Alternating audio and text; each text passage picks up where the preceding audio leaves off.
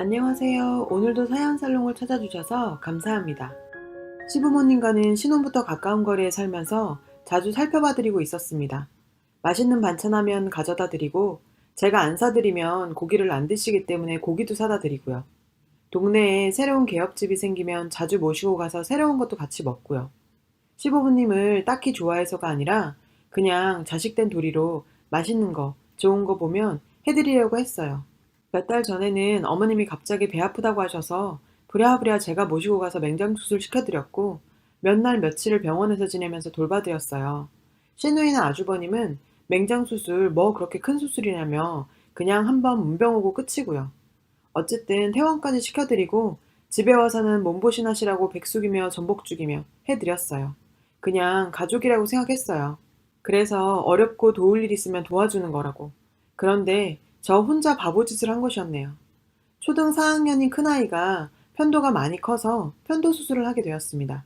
그런데 저에게는 큰아이 수술도 문제지만 한참 뛰어놀기 좋아하는 7살 아들과 4살 딸아이를 어떻게 하느냐도 큰 걱정거리였죠. 남편이 돌봐주기는 하겠지만 4박 5일을 일 안 하고 돌봐주기가 힘드니까요. 친정에 못 맡긴 건 거리도 좀 있는 데다 친정엄마 건강이 근래에 많이 좋지 않으시거든요. 몸도 성찬으신데 걱정만 하실 것 같았어요.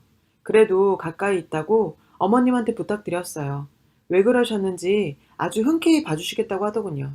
목요일날 아이들 목욕을 다 시키고 점심을 먹이고 장난감이랑 갈아입을 옷과 아이들 반찬까지 만들어서 어머님 댁에 데려다 주고는 큰아이를 입원시켰습니다.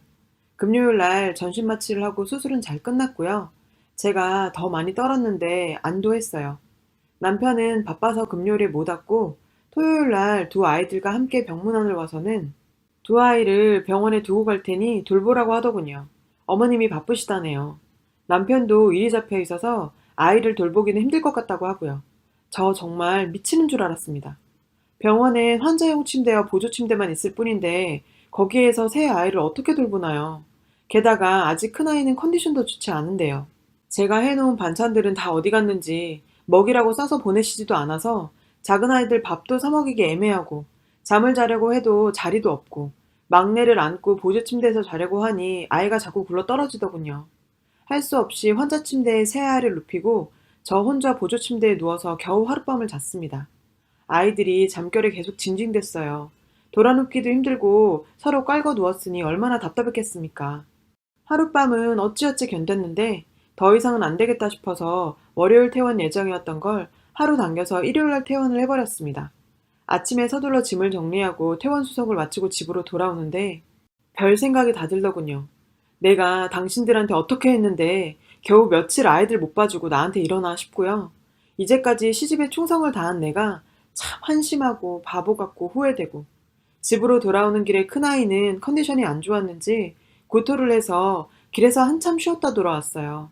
아이에게 미안하고 제 자신을 자책하며 정말 저 속으로 얼마나 울었는지 모릅니다. 기왕 고생하시는 김에 하루만 더 아이를 봐주셨다면 저도 고마워했을 거고요.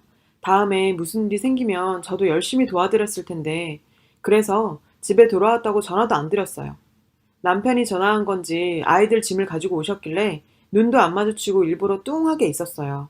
묻는 말에 대답도 잘 안 하고요. 큰아이 수술 잘 마치고 왔다고 그 와중에 점심을 사주신답니다. 큰아이 아직 목이 안 좋다는 핑계로 거절하고 나가기도 싫고 얼른 식사만 하고 가시라는 마음에 집에서 간단히 해먹었습니다. 밥 먹으면서 얘기를 하다가 큰아이가 수술을 잘 마치고 집으로 왔다는 소식 정도는 친정에 알려야 할 것 같아 무심코 친정에 전화드려야겠다고 했더니 뭐 이런 일로 친정에 전화를 하렵니다. 친정아버지라도 오시면 자기 아들까지 불편하다면서요. 하기사 평상시에도 친정에 좀 다녀오려고 하면 무슨 일을 만들어 못 가게 하거나 친정에 자주 드나들면 안 된다는 분이셨으니 오죽하겠어요. 남편은 제 기분을 잘 알면서도 속 좁게 왜 이러냐는 식이더라고요. 이왕 벌어진 일, 이왕 지나간 일, 좋게 좋게 지내라는 식으로 말을 해요. 참나. 병원에서 제가 어떻게 하룻밤을 보냈고 돌아오는 길이 어땠는지 알기나 하는 건지 말을 해도 모를 겁니다. 어쩜 그렇게 호칭을 잘 지었을까요? 남편. 결국 남의 편인 거죠. 그날 저녁에 잠을 자려고 누워있으니 뭔가 이제까지 없었던 감정이 치밀어 올라 잠이 오지 않더라고요. 예전에 시부모도 부모니까 하면서 그러려니 넘어갔던 일들이 떠오르더라고요. 신혼 때 남편과 금전적인 문제로 한동안 자주 다툰 적이 있었어요. 그러고 나면 다음날 아침부터 시어머니 전화가 엄청 오셨고요. 전화를 안 받으면 집으로 찾아오셨어요. 부부싸움 할 때마다 시댁이 개입을 해서 그걸로 인한 스트레스를 너무 받았죠. 몇 번 얘기했습니다. 남편한테 제발 우리 부부싸움 이야기 시어머니에게 안 했으면 좋겠다고 했더니 남편은 자기가 말 안 해도 목소리 듣고 아시는 거라고 하더군요. 정말 어이가 없었어요. 무슨 애도 아니고 부모님에게 부부싸움 한 티를 팍팍 내고 있냐고요. 정말 사람 미치게 만들었어요. 시어머니께도 우리 싸움에 개입 안 하셨으면 좋겠다고 자주 얘기했고요. 그렇게 지내면서도 자식된 도리를 다해야 한다는 마음에 자주 찾아뵙고 식사도 했죠. 남편과는 원래 부업으로 같은 일을 하고 있었어요. 둘 다 거기에 매달리다 보니 시간도 없고 수입도 별로 없어서 매달 받는 스트레스가 너무 컸어요. 남편한테도 우리 둘 다 열심히 직장만 다니자 해봤고요. 싫다기에 그럼 남편은 지금 하던 일 하고 저는 계속 직장 생활만 하겠다 했어요. 남편은 어차피 아이도 낳고 하면 직장 다니기 쉽지 않다고 처음부터 직장은 그만두는 게 좋겠다고 했죠. 지금에 와서 보면 제가 어떻게든 직장에 다니는 게 나은 선택이었어요. 그게 더 안정적이었을 테니까요. 남편 하던 일 망하고 결국엔 다니던 직장만 다니고 있거든요.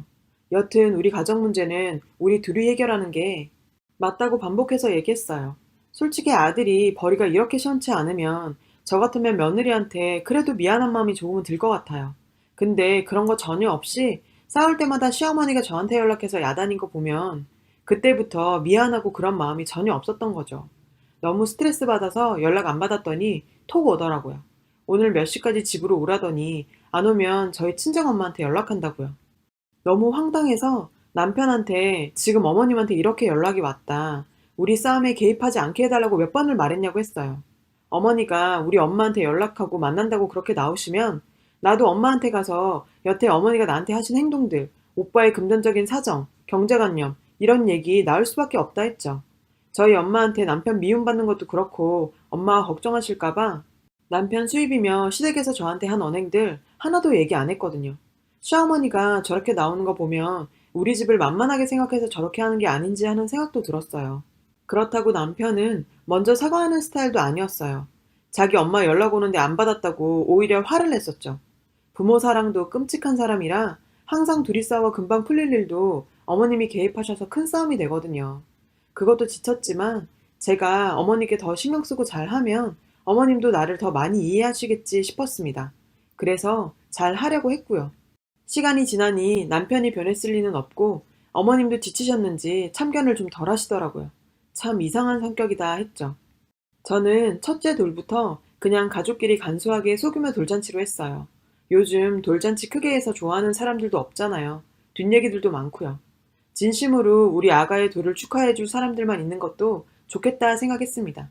소규모 돌잔치 전문으로 하는 돌상 다 차려주는 식당에서 진행했어요. 양가 가족들만 모셨고 당연히 바라는 것 없었습니다.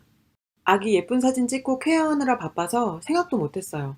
그런데 식사하는데 자리가 양가 식구 마주 앉게 되어 있었어요. 보통 그럼 조금 불편하더라도 어른들끼리 마주 앉아 인사도 하시고 하지 않나요? 저희 아빠 엄마 앞에 아주버님 내외 앉히고 시어머니는 조카들이랑 얘기하느라 바쁘셨어요. 어쨌든 식사 끝나고 정리하고 가려는데 친정아빠가 돈 봉투를 주시더라고요. 생각지도 못했고 너무 많이 주셔서 안 받으려 했는데 니네 주는 거 아니고 아기 주는 거니 그냥 받으라시며 저금해주던 알아서 아기를 위해 쓰라고. 편찮으셔서 자리 못하신 친할머니도 봉투를 보내시고 액수도 액수지만 이렇게 마음 써주셨다고 생각하니 너무 감사했어요. 근데 시어머니는 아기에게 생일 축하한다, 건강히 잘 커라, 제게 아기 키우느라 고생했다, 뭐 이런 흔한 덕담 한마디조차 없으셨고 생각하니 더 웃겼던 건 식당에서 차려둔 돌상 위에 데코한 과일 싸가도 되냐고 카운터에 물어보셨어요. 이때까지도 정신이 없어 별 생각이 없었는데 집에 오는 길에 괜히 서운하더라고요. 집 올 때는 신랑 스피커폰 해서 용건만 간단히 통화했어요. 아이 케어하느라 정신없고 힘든데 굳이 나서서 상처받을 필요 없잖아요. 그때는 그렇게 생각하고 대처했어요. 그래도 내 남편의 엄마고 어찌됐든 사는 동안 계속 보며 살아야 하는 인연인데 너무 서운해하지 말자고 다짐했죠. 그걸 아는지 모르는지 남편은 그 결혼 생활 동안에 처가에 안부 전화한 적 1도 없고요. 시댁이랑은 가까이 살고 자주 만났는데도 하루가 멀다 하고 통화를 했어요. 둘째 임신 중기에 시어머니에게 전화가 왔는데 자기 아들 뭐 하냐고 해서 당연히 일하러 갔다고 했더니 우리 애기 태명을 부르시며 땡땡이가 아빠를 힘들게 하네 이랬던 분. 아기 없는 사람은 일 안 하나요? 원래 자기 하던 일인데 말이죠. 사람이 일해서 돈을 벌고 생활하는 건 당연한 거 아닌가요? 조선시대 얘긴지 남자는 술을 마셔야 남자고 여자는 술 마시면 안 된다는 얘기를 계속했어요. 정말 황당한 건 제가 술을 많이 마시지도 못하고 별로 좋아하지도 않아요. 가끔 가족 모임 있을 때 맥주 2잔 정도 먹는 게 정말 많이 마신 거예요. 반면 남편은 아이 낳고도 개처럼 술 먹는 것 때문에 속상해서 싸웠는데 시어머니는 그걸 듣고 아들이 기죽어 사는 것 같다고 하더라니까요. 제가 몇 마디 한다고 기죽을 인간도 아닌데 말이죠. 이런저런 지나간 생각들로 또 큰아이 수술로 마음이 정말 안 좋은 밤을 보냈습니다. 게다가 큰아이는 회복이 조금 늦는 것 같고요. 제 탓인 것 같아 마냥 미안한데 신우이한테 전화가 오더군요. 전 정말 큰애 안부를 묻는 전화인 줄 알았어요. 근데 전화에선 언니 내일이랑 모레 우리 애들 좀 봐줄 수 있어요? 애들 아빠랑 간만에 1박 해서 여행 좀 다녀오려고요. 이러는 겁니다. 정말 열이 끝까지 올라서 아가씨 우리 큰애 수술한 거 몰라요? 수술 잘 끝났냐고 묻지는 못할 망정 왜 그래요 정말. 아가씨도 애 있잖아요. 입장 바꿔 생각은 안 해봤어요? 진짜 서운하네요. 했더니 저보고 언니 갑자기 왜 그러냐고 하네요. 그렇죠. 제 잘못인 거죠. 이 사람들은 저를 그렇게 보고 있었나 봐요. 등신같이요. 이 와중에 시어머님은 눈치를 말아드신 건지 아니면 저한테 관심이 아예 없으신 건지 전화 오셔서 저녁에 어머님 친정에 놀러 가자고 하더라고요. 이 말 듣고 저 정말 정신줄 간신히 잡았어요. 여자가 친정에 자주 드나들면 안 된다고 해놓고 지금 이 상황에 자기 친정에 같이요? 제가 같이 가야지 모양새도 살고 남편이 술을 먹으면 제가 운전도 하라는 거죠. 그럼 우리 아이들은 또 어쩝니까? 제가 안 간다 하니 남편은 옆에서 왜 안 가야 되는데? 이럽니다. 더 이상은 못 참겠더라고요. 왜? 야, 나 더 이상은 못 참겠다. 뭐 이런 집구석이 다 있어? 나 시집 와서 너나 니네 엄마나 시댁에서 해준 게 뭐가 있냐? 호의가 계속되니까 권리인 것 같아? 처음엔 모르고 살았고 나중엔 애들 덕에 참고 살았어. 그래도 이런 대우 받아도 당연한 사람은 없어. 세상이 지 새끼 아프다는데 뭐? 지 할머니를 보러 가겠다고? 그것도 수술한 애까지 대동하고? 너 제정신이니? 그 집안 식구들이 우리 애들한테 언제 한번 따뜻한 말이나 해준 적 있어? 가면 다 그냥 대면. 내가 다 멋쩍더라. 지네 위신 세우려고 자식들의 자식들까지 불러다 할 일 없이 술이나 퍼마시고 말이야. 그게 한두 번이어야지. 내 친정은 못 가게 하면서 지 친정은 왜 그렇게 뻔질나게 들락거리는 건데? 너도 말이야. 지 마누라는 그렇다 쳐도 지 새끼 상태는 봐가면서 부모 챙겨야지. 이렇게는 더 이상 못 살겠어. 이혼해. 내가 애들 다 데리고 갈 거고 나 혼자 벌어먹어도 너보단 낫겠어. 나 애들 때문에 못 나가. 지금 이 집에서 당장 나가! 했습니다. 그러자 남편이 놀랐는지 눈을 동그랗게 뜨고 아무 말도 못하고 있는 겁니다. 진짜 찌질해 보이더라고요. 자기가 잘못했다는 생각을 못했답니다. 시간이 그렇게 지났는데 제 고통을 몰랐을까요? 제가 그냥 숙이고 있으니 못 본 척 한 거죠. 그게 더 괘씸합니다.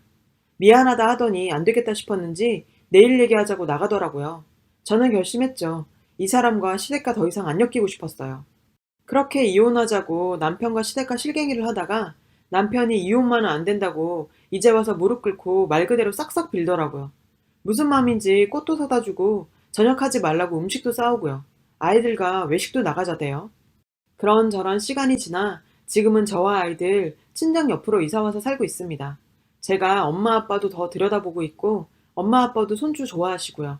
정말 사람 사는 것 같습니다. 엄마가 안 좋으시니 친정 엄마 아빠께는 일단 이사방이 바빠져서 집에 매일 오진 못하고 직장 거리 때문에 이쪽으로 오게 됐다고 한 상태입니다. 상황 보고 말씀드려야겠죠. 남편이 워낙 이혼은 안 된다고 완강했고 자기가 더 변한 모습을 보여주겠다고 하더라고요. 조금만 더 시간을 가지고 판단해 달라길래 남편과 같이 살지 않고 시댁은 왕래하지 않는다는 전제하에 친정 옆에 집을 구했습니다. 시어머니가 전화 오셔서 자신이 뭘 잘못했는지도 모르고 미안하다 하시길래 됐다고 했습니다. 아이들을 보면 이혼만이 답은 아닌 것 같고 아빠를 곁에 두긴 해야 할 것 같아 내린 결정인데 지금까지 남편의 다른 모습을 많이 보고 있긴 합니다. 한동안 지켜봐야겠지만 절대 멍청하게 그렇게 돌아가서 살진 않을 거예요. 저도 재택근무를 하게 되었습니다. 친정부모님 계시고 하니 조금 도움받아 일정 시간 일을 할 수 있게 되었어요. 젊은 시절 능력은 아니지만 일도 열심히 하고 있습니다. 저 이제 정말 저와 아이들과 그리고 못 챙겨드린 친정 부모님을 1등으로 놓고 살아가려고 합니다. 삶이란 게 참 복잡하지만 놔보니 이렇게나 또 단순하네요. 긴 글 읽어주셔서 고맙습니다. 여러분, 사연 댓글에 응원과 현명한 조언 부탁드려요. 좋아요와 구독은 저에게 큰 힘이 됩니다. 오늘도 좋은 일 가득하세요.